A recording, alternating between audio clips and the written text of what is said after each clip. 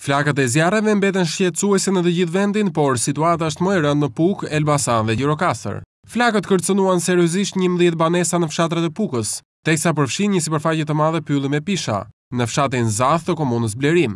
Zjarri, i favorizuar edhe nga erat dhe temperaturat e larta, ju afrua banesave të këtij fshati. Kjo i detyroi zjarrfiksit të evakuonin 11 familje, ndërsa kanë punuar përgjatë gjithë natës për normalizimin e situatës së rënduar nga zjarret. Ndërkaq, ende nuk ka një ndërhyrje nga ajri për lokalizimin e vatrave të zjarrit, edhe pse u premtuan ndihmë. Në këtë zonë vazhdojnë të mbeten të aktivizuar zjarret në pyjet me pisha të disa prej fshatrave. Një ditë më parë, zjarri mori përmasa të mëdha, duke mbërritur deri në rrugën nacionale Qafmali Bajram Curri, çka detyroi edhe bllokimin e saj për disa orë. Ndërsa në qarkun e Elbasanit në 24 orët e fundit janë aktivizuar edhe 7 vatra të tjera.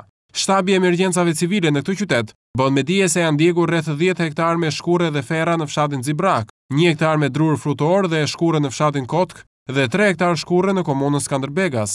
Ndërsa gjatë orëve të vona të së dielës në lagje nr. 2 në periferi të qytetit të Librazhdit, nga shfaqja e një vatre të fuqishme zjarri u rrezikua një fabrik plastmasi, por ndryrja e menjëhershme e zjarrfikësve bëri të mundur shuarjen e tij. Flakët nuk kanë kursyer as varrezat e fshatit Jerguca të Gjirokastrës. Shkak për rënien e zjarrit u bën qirit që ndezin njerëzit që vizitojnë këtë vend. Por më tepër, flakët kanë përfshirë edhe një magazinë që ndodhej aty pranë, duke e djegur atë. E ndërsa zjarrfikësit vijojnë punën intensive për shuarjen e zjarreve, këta të fundit duket se s'kan të ndalur.